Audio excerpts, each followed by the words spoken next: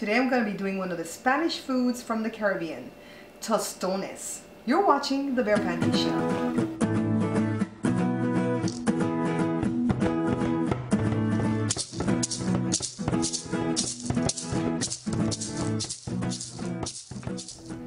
So I'm very excited to be doing this menu today. The last time Mom went to Belize, September 2011, a good friend of hers showed her how to make this dish and she came back, oh, you have to do this.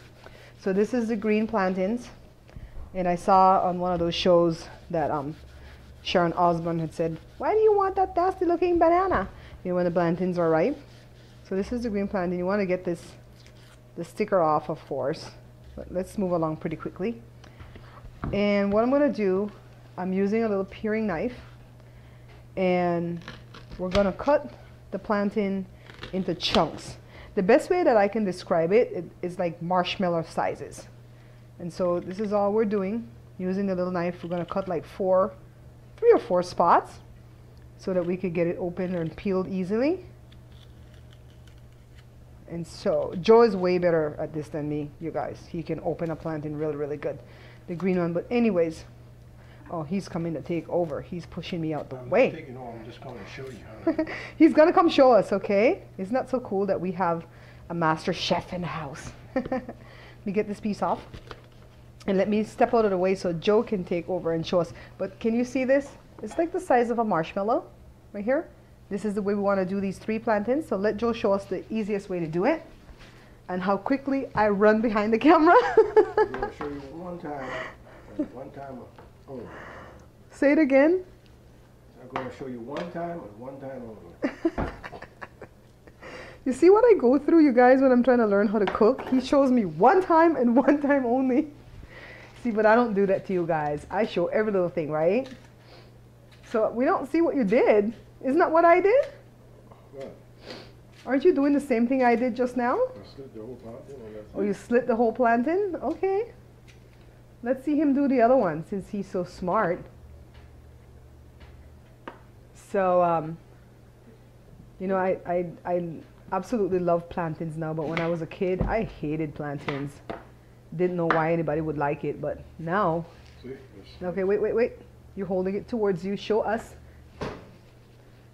There you go. Okay, so he's put a slit along the whole body of the plantain. And he just starts peeling. And he gets his finger in there and he just starts peeling. I like my idea better with putting 4 slits. Maybe I cut it too quickly, but try the other plantain with 4 slits. Let's see. So, and of course, you guys, the green plantain is harder to peel out of the skin than the ripe. So the next plantain, let's try it another way, and we're going to put 4 slits along the length of the plantain. Okay, so we tried it my first way, Joe's way, and now let's try it my second way. So here's, Joe's laughing at me. So here's the big plantain, right? And I'm going to use my little paring knife, and I'm just going to go ahead and be careful that the knife doesn't slip. Get your fingers, all right? Put one there. Put one there. You got to cut off the edges. I'll cut off the edges, just wait. And put one there. And by the way, where I live, for the past 10 days or more, the wind has been blowing with gusts up to 70 miles an hour. Let me tell you how tiresome that gets. You know, there's no rain with it, but it was cold and then now it's hot. So let's see if we can get my fingers in here. And I don't really keep long nails, but so we started there. Yay! Yay! I came up with a better idea, you guys. I don't even know nothing about plantains. So anyways, we have fun in here. Look, see how easy it came off? Don't you guys just like that? You know, I show the mistakes and all. And you know, sometimes I show the mistakes in the videos because I want you guys to know that I mess up and I fix it on the next one. But I get a lot of lectures like, you're supposed to do this. I'm like, you guys go watch the second video where I corrected the problem. So I get that a lot for the tamales. You know, the people always trying to teach me how to fold it in the leaf because I didn't know how on the first video, but I fixed it by the second video. So, but you know, I don't worry about the comments. You guys, for the most part, are real cool. So here's where we are. Marshmallow size. That's the best way I can explain it, marshmallow size. And I'm going to get a pan behind me, well, not really a frying pan, but a deeper pan behind me, ready with some oil. Get the oil really heated up so we can start the second process of these tostones. So here we go. The pot's hot enough, so we're adding the chunks of plantains in there. And if you notice, it's covered in the oil. I don't know how much oil I use because basically what you just do is go according to the size pot you have, right? That's why I like to use pots that are smaller in circumference. When I'm cooking anything in oil, I might have to take some out and put some in, but at least I'm not wasting a whole lot of oil, right? In this house, it's always about not wasting. I'm not really cheap, but I hate waste. I hate waste. And of course, with the recession that everybody's going through, you know, you always want to be able to save. So this is a meal. Let's say you have more month than money. This is a really cool meal to make. Just a couple, 2 or 3 green plantains. Put them in here, let them fry lightly until they're a little bit brown. They're not going to be golden brown. At that point, I'm going to take them out, put them in this colander, because then I'm going to show you the fun thing that we're going to do next to them before we put them back in the oil again and fry them yet again, okay? So let's go back to that. Watch it. I don't imagine this will cook for more than 3 to 5 minutes. Then we're going to put them in the colander. It's been about 5 minutes. So I'm turning my fire down from high to medium. And all I'm going to do is take the pieces of the plantains out, put it in the colander so it can drain. And then on to step 2 of making tostones. And it's not too many steps, okay? This is really one of these 1, 2, 3 steps. But we don't want the plantain to overcook in this phase. So it was 5 minutes from the time that I put them in the hot oil to this point where I'm taking them out. So I have my oil on medium. Look at the plantain. Look at the plantain. It smells like plantain chips, you guys. Let me get one piece out to show what we're going to do, okay? Let me set this aside. I'm working with a little workspace over here because I don't want to move the camera around too much today. And this is like parchment paper, but I guess you could use wax paper. I don't know if they're the same. All I know is when I was a little girl, the only time I heard about parchment paper is when people were practicing obia or voodoo, whatever the proper pronunciation is. So this is just any old can here, okay? So I have a can right here, and what we're going to do is just squish the plantain. I'm going to have to put some strength in it. So squish the plantain with the can, and then look how it looks. Let me get it up over here. See how it looks now? So it's just squished, right? No science to it. And I'm going to put this one in because I just want to show us what we're going to be doing.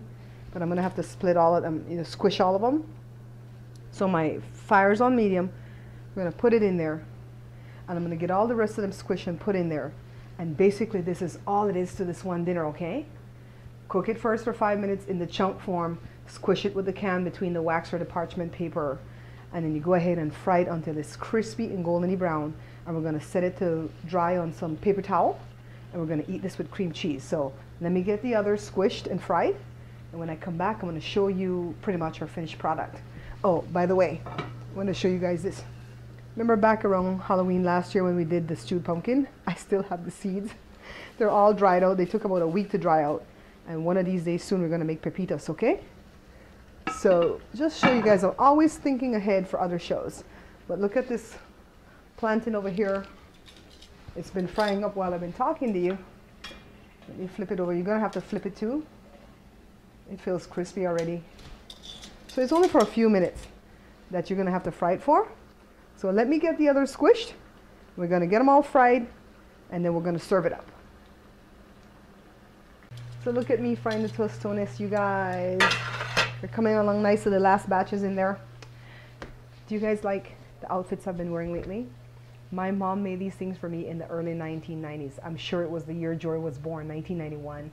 And they haven't fit me for quite some time, but because I've been really diligent since like last September with following my little small change diet and making the small changes to make an improvement in my life, they've been fitting. And so I've been so excited about it. My mom's like, girl, you still have those old things, throw them away. And I'm like, no, they were pretty designs, pretty colors. She created all this. My mom used to sew. My mom is so talented and gifted, but you know, she just kind of put everything aside because she loves to crochet. And one of these days I'm gonna wear one of the shawls and stuff that she crocheted for me, but I can't cook in it, right? So, but anyways, my mom's pretty awesome. And basically I love these outfits. I love the colors. Doesn't this one kind of look chefy? And I don't want to be a chef. I have great admirations for chef because it is a lot of hard work to be a chef. And I wanted to tell you guys, last week Sunday I was doing a couple of shows, and I don't know what happened to my wedding ring in the process. I know I took it off on one of the earlier shows when I was doing it with, well, actually it wasn't a show. I was actually trying to replicate the honey bun, and I wasn't putting it as a show yet because I'm still working on the recipe. I took the ring off to put my hand in that dough, and pretty much when I turned around, the ring was gone. The kids say they gave it back to me. I said no. But when I went to go look at the following videos that I actually taped as shows, the ring was on my finger. And so basically the ring's gone. I did go to the movies that day, later on in the evening, and so I'm thinking I lost it there. So I was so heartbroken about losing my wedding ring, and I didn't even know how to replace it because it's not very expensive, but Joe gave it to me for our 25th wedding anniversary in December of 2011, and it was special because look, see? It has 3 rings stuck together, and it's silver, and it looks like some little skeleton fingers. Well, my fingers look like skeleton fingers too, so. Anyways, I love the ring. I absolutely love it. And I didn't know how to even replace it because I got it at a road show at Costco. Well, Costco is so good. They keep everything on file. Can you believe that? They keep everything on file. I went back in and I asked them to look up the road show that came in the fall of 2011 and to, you know, give me the name of the company. And I contacted the company and sent them a picture of Joe's ring because they match. And immediately they were able to find that for me and replace it. And I'm so happy. 1 week later, I have my ring back. And I'm so happy about that. And I don't get attached to materialistic things. I don't like expensive jewelry. I love what we call fantasy or fantasia type jewelry. But they have meaning behind it, right? They have meaning. So I'm so happy that I have my ring back. For all of you who prayed with me because I put it on Facebook that I lost my ring, thank you so much. Let me go back to my Tostones. Here's the finished product of the Tostones. They're golden and beautiful. They're real hard and crispy. And I use this salt right here. You can use any salt, but we've been trying to go healthy with the salt, so we're using the Himalayan pink salt. And I just kind of did a light dusting, kind of like that. I did more, but I don't want to put more because I already have some up there. So now the next thing that I need is going to be my cream cheese so we can taste these. Yeah, so I got my little cream cheese, and it's straight from the fridge. I think I should have thought out the cream cheese. Anyways, just spread it on there. And that's basically all it is to a tostone. Cream cheese and the fried green plantain, right?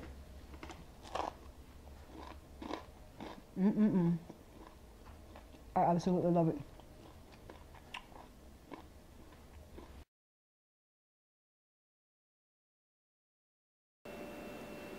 Isn't it so cool that we can make so many different things from plantains? Plantains are awesome. And to think when I was a child, I hated them. But now I absolutely love them. Thank you guys for watching. This is a simple little menu. Mom says it's for breakfast, but I think you could use it for anything, for snack, lunch, dinner, whatever you need. And it actually went really, really well with the cream cheese. Thank you guys for picking up the book, watching the show, sharing the show with your friends and family, and of course, subscribing. Until I see you again, take care. Let me take a step back. See if you guys can see. Yeah, my little